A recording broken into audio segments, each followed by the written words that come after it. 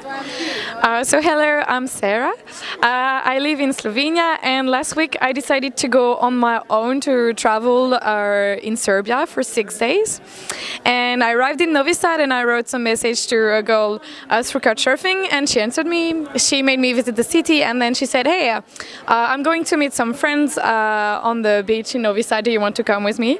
So I came with her, and we spent a really great evening around a fire, and I felt like I know them forever. They talk to me about their future, their hopes, their fears, about corruption and politics, about the past, the bombarding of NATO. It was so interesting for me because I didn't know a lot about it before.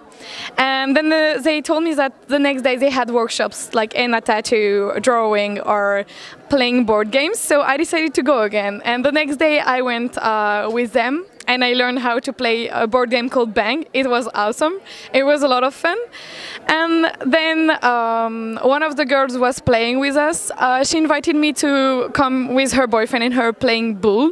And her boyfriend is semi-professional.